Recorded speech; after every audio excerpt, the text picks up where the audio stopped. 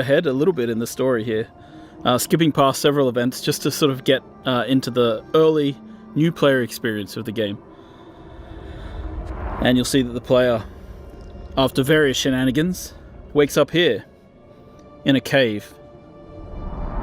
And as we sort of look around the cave, we'll notice that it's filled with Fremen and the remnants of, this ancient culture.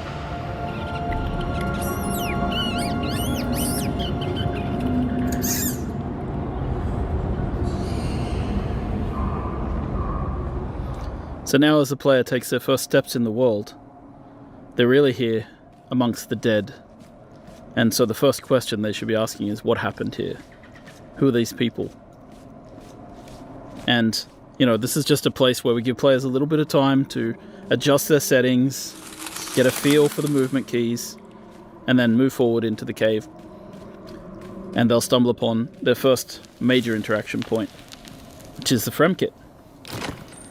The Frem Kit in our game serves as both a backpack for the player, of course, but also really a guide. The Fremen used to pack these with interesting objects that they could use to survive in the desert, and it's no different from the player. So here they begin their first crafting experience, crafting a small scrap knife out of metal that was in the Frem Kit. These caves have been moisture sealed in order to preserve the moisture of those within the cave, and so the player, as they explore, will be able to use their scrap metal knife to pierce the seals and escape. So really this entire area, built using Unreal Engine 5, is just to sort of get the player and ease them into the path. A lot of survival games have very abrupt, very harsh beginnings, and we tried to make the experience of joining Dune Awakening just a little easier, just give people a little bit of a feel for the world before we really toss them out into the harshness that is the desert of Arrakis. So here we've crafted a heal kit, and we're going to use that to heal our character. And once we're healed, you'll see that our stamina bar in the bottom left appears. And now that we have stamina, we can climb. The climbing system in Dune Awakening is based in part on the one that we built for Conan Exiles. It's a free-form climbing system. It can be used to climb almost anywhere. And as you'll see later, the new technology available in Dune Awakening, such as suspensor belts, allows us to do even more interesting things with traversal.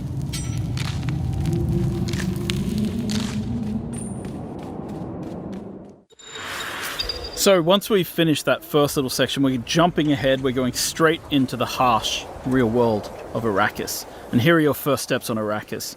Your ornithopter has crashed, and you've got to escape from the crash site immediately, because the sandworm always comes. And what you have to keep in mind is, these are the little ones. So these are the first sandworms you encounter in the game. There's bigger ones later on.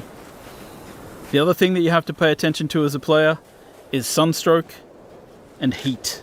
So if you see in the top middle of the UI here, we've got this sunstroke bar building up. The longer you stay in the sunlight, the more chance you have of getting into this sunstroke state. And of course, our player here, not the sharpest knife in the drawer, has decided to stay in the sun and try harvesting water from plants. So he has become sunstroked. Sunstroke gives you a debuff. It means that your water goes down much faster than it normally would. That means you'll need to drink more often. So stick to the shadows, avoid the sun. It will eventually wear off if you stay in shade long enough. So now that we've made our way out of the first part of the desert and we're heading deeper in, we're going to start to harvest in the game world. So harvesting in a lot of these survival games is quite similar. In this case, we're picking up items, but we're about to pull out what's known as the cut array. And what we do with the cut array is we analyze structures to find their weak points, and then we cut along those lines to break open the structures and gain the resources inside. This is like mining. We apply it both to rocks, we apply it to metals in the game world. And at the start of the game as a player, you'll just be scrounging around, picking up, finding structural weak points in rocks that you can harvest, breaking them apart, and taking those pieces with you. Now we've jumped ahead a little bit, and we see that the player is starting to be affected by the spice in the air. And this means that players need to get somewhere safe, in shelter, before the spice overwhelms them and overwhelms their senses. And this is another large part of the game. We're not going to show too much of it today, but spice is a very important part. With the world broken apart by the War of Assassins, there are NPC bases scattered all over Arrakis. We're switching to a different character now, one who's slightly more advanced, and he's using his binoculars to mark an NPC outpost. We're going to mark that. That marker will then appear on our compass, and you're able to approach them in any way you like. In this case, our character uses a Shiga claw combined with a suspensor belt to get up to high ground and approach the enemy base from above. Kind of one of the interesting things about Dune Awakening is just how you can combine the different abilities. And this is how traversal really plays into the game. Like, you end up being able to attack these bases from any angle that you'd like. Now, our player is going to craft the first gun in the game, known as a Mauler pistol, which translates to, the basic kind of weapon in the game. As you may know, in Dune, bullets are not the preferred type of ammunition. Instead, it's darts, which are fired at a slower rate in order to try and attempt to pierce shields. Now, this early in the game, enemies don't really have shields, so the player is going to sneak into the base from above and use a combination of their early abilities. In this case, dropping out a grenade, then sneaking around the corner, and beginning to get into NPCs head-on. Now, troopers are the basic shock troops of the universe, and their ability trees reflect that. Grenades, Shiga claws for moving around, and of course, they're able to take down people with headshots. You can see how suspensor belts really allow you to change your approach to combat.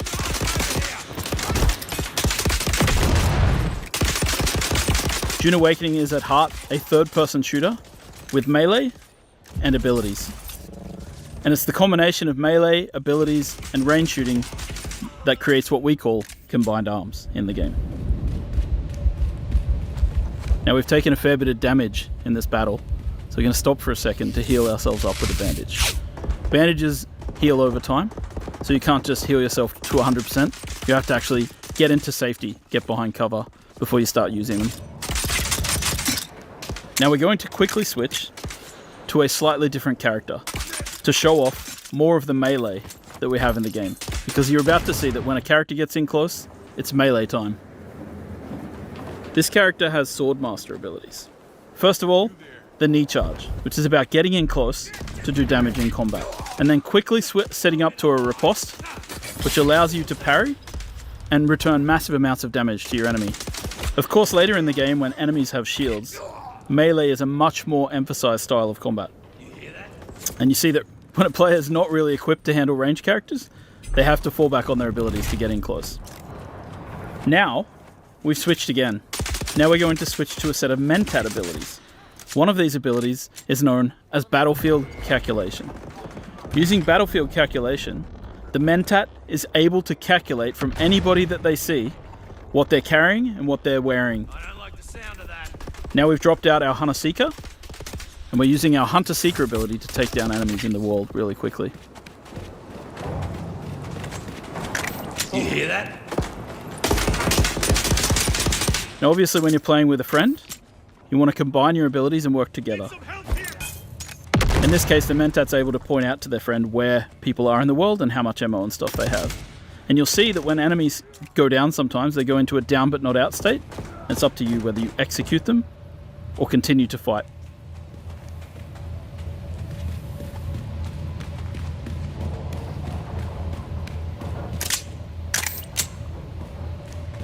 After a quick reload, it's back into the battle, with our friend coming from above and throwing out one more grenade.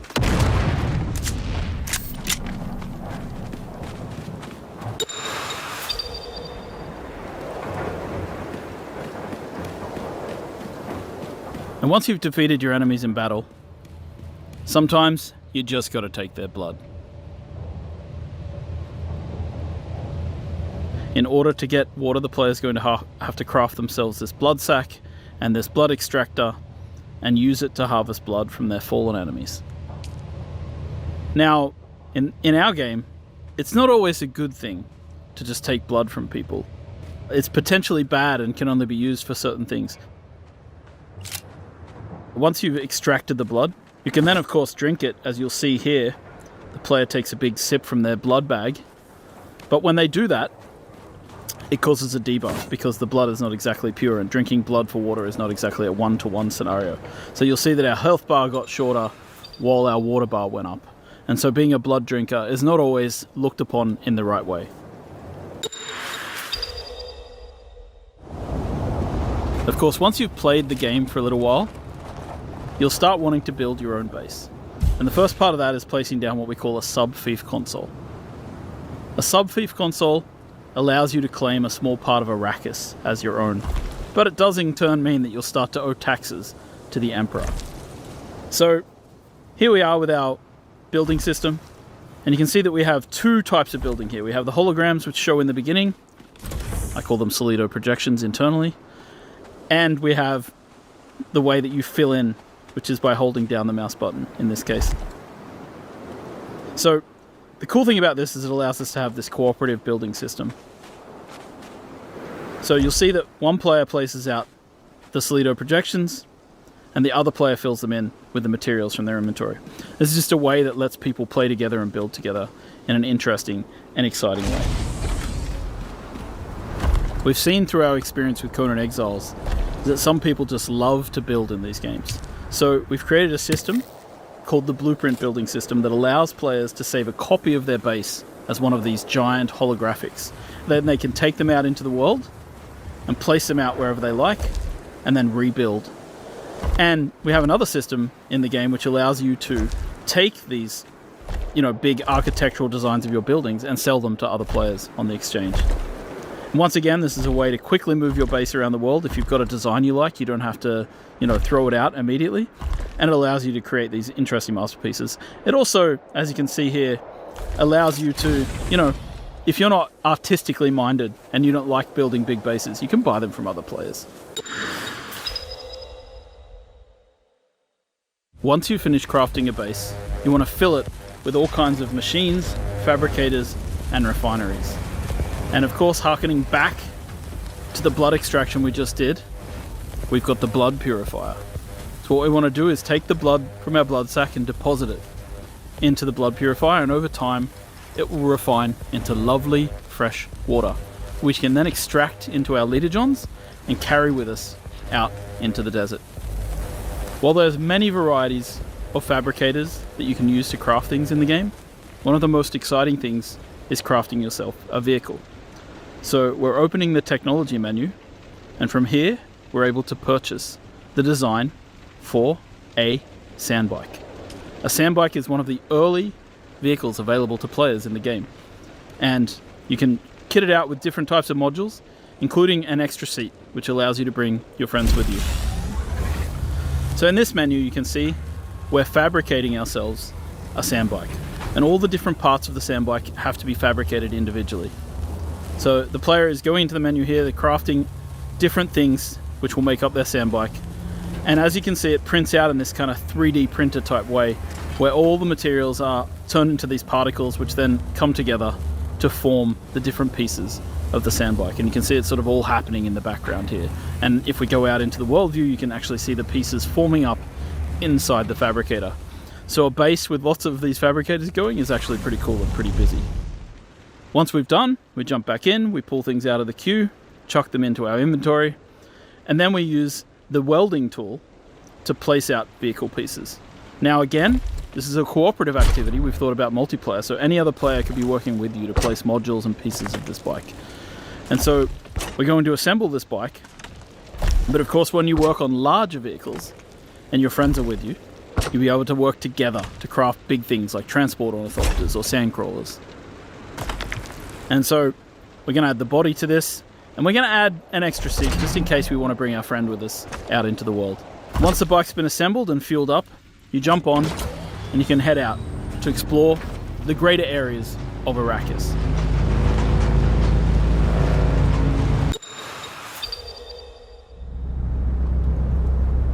Heading out into the world to explore can be a dangerous experience. And as you explore the universe, you'll find certain dynamic events will occur. In this case, the War of Assassins has claimed a new victim, a ship which falls from the sky, spilling its loot all over the sand.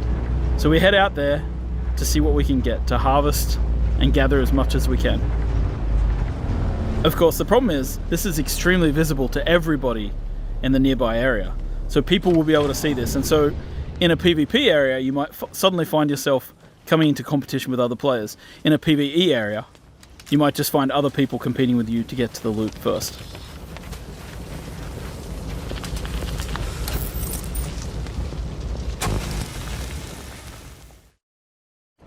And of course, at night time, there are different kinds of threats. Because while the heat of the day is dangerous, at night, the Sardaukar patrol this area of the desert with huge spotlights, searching for players. Now this player is over here, harvesting dew with a dew reaper, sucking the water off the surface of these plants. And they've been captured and seen by the Sardaukar. And the Sardaukar send down troops who come floating down out of the sky to attack and destroy the players.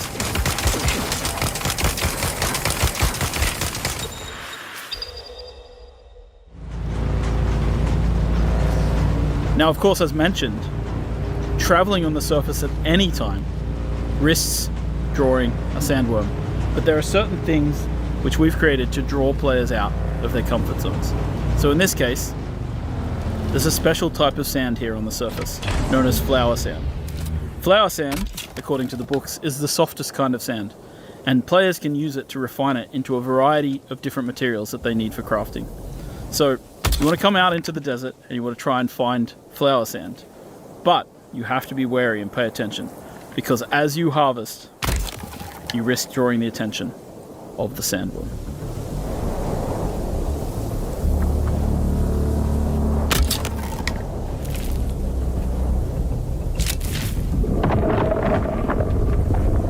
We've awoken the beast. The sandworm is coming. We spent too much time out here and it's coming to get us.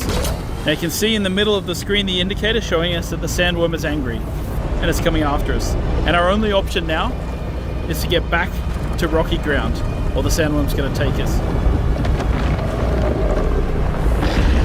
I don't know how those guys survived that, but somehow they managed to get to the safety of the rock island.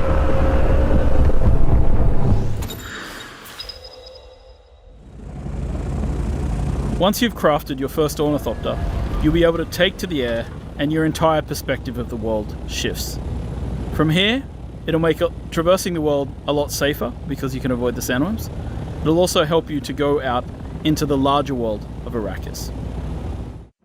Here we are in the overland map, and we're going to make our way south until we find the place known as Harko Village.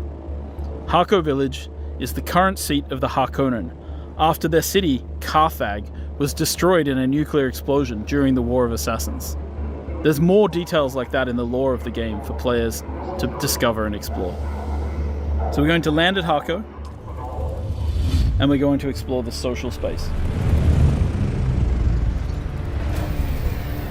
Once you arrive in Harko Village, you'll be able to meet up with other players, interact with them, trade, and create guilds.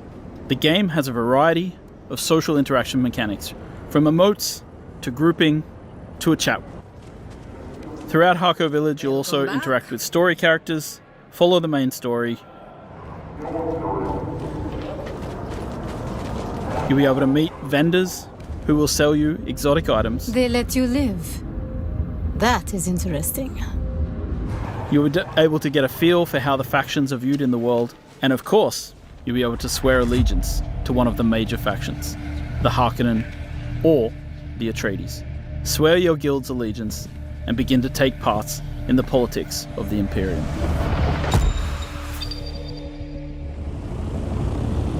Once you've grouped up with friends, you should go out into the world and find desert Imperial testing stations. These are dungeon-like experiences, which you and your friends can work through together. So here we are landing our various ornithopters outside of one of the desert testing stations, and we're going to head in as a group. Now it's really important to prepare different skills and abilities. These areas tend to be more of a challenge, and it's great to work together to complement each other. So this is the skill tree. Here you can equip different types of abilities and techniques. We have 3 slots for abilities and 3 slots for techniques. And there are multiple different trees depending on the type of trainers that you've interacted with in the world. So our character here is going to equip a series of abilities that complements the rest of their group. In this case, Swordmaster techniques. Alright, so we're heading in, and of course you can use suspensor belts to traverse, as you'd expect. And we're going to explore this Imperial testing lab. You've entered Desert Botanical Testing Station number 163. I'm Dr. Wen Omeka, Senior Plant Geneticist here at the station. Testing stations have storylines, as well as enemies to fight and loot to be found.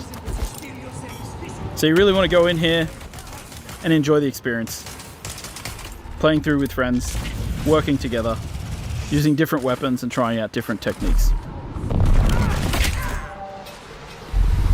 Now this player has placed out a portable cover. This is a different ability to what we've seen before. And you see that the enemies here have shields. Using the flamethrower, it's easy to get through a shield because you can burn the air around them.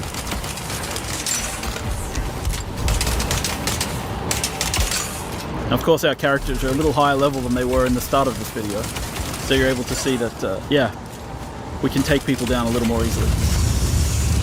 And of course, when you get to the end of these areas, you find these really cool loot chests. And in these loot chests, you find specialized components that are used for crafting exotic weapons and items. The end game of Dune Awakening takes place in the deep desert. Giant spice blows will happen, drawing players from all around to try and harvest the spice as quickly as possible. You want to get there first, and you want to try and take as much spice as you can before an enemy guild shows up to try and take it away from you. Now, of course, if you're clever and you start to lose the battle, you might place out a thumper, and that limits the time in which people are able to take spice, because then the big worm is going to show up.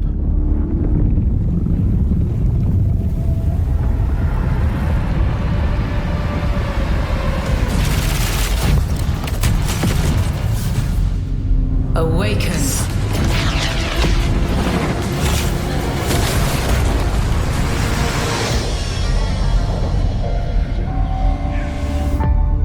You begin as a nameless prisoner. Sculpt your appearance, choose your background, and then crash into the planet. You are abandoned and alone. Hunted by sandworms. Scorched by the unforgiving sun. Ravaged by sunstroke. Stick to the shade. Chase the moving shadows. Survive. Welcome to Arrakis, the most dangerous planet in the universe. Meet hundreds of other players in the vast online world. Befriend or betray those you meet. Form a wary alliance, in this case, a spit dart rifle and a still suit, for your help taking down territorial deserters. Working with others will always increase your chance of staying alive. The Deserter Base. Climb to a vantage point and prepare for violence. Your choice of weapons and abilities determines your strategy. Swordmasters lead the charge into battle, literally. Repel ranged attacks with a shield, and then take them out, one by one.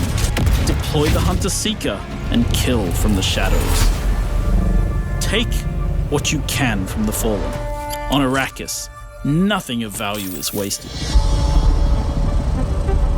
Mine, harvest, and gather with your group to build bases and unlock more advanced equipment, like the Blood Purifier. Refine the blood you collected from your enemies to extract drinkable water.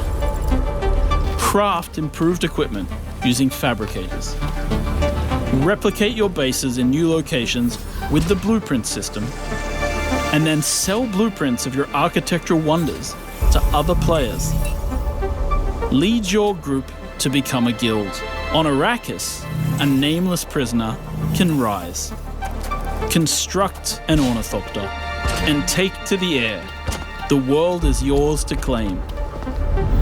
This is Dune Filari reminding you to bear your return with the full spice lord. crew found a shortcut, we become The comfortable. in-game radio provides insight into key events happening across Arrakis. Map the desert. Discover landmarks, wrecked ships, and desert testing stations filled with forgotten technology. Arrakis is a vast planet. You can explore unique locations, uncover valuable resources, and search for secrets amongst the shifting dunes. And then, return to civilization triumphant with what you found. Harko village throngs with people, spice traders, guild bankers, smugglers, house envoys, and of course, other players. Here, you will pledge allegiance to one of the great houses of Dune, the Harkonnen.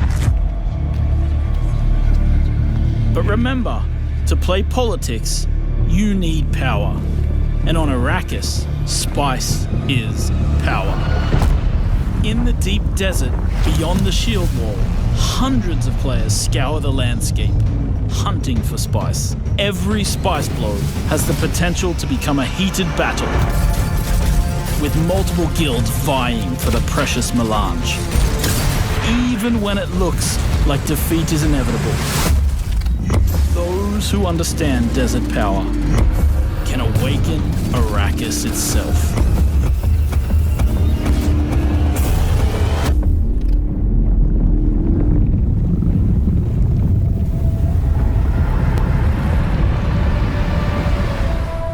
Arrakis is a test.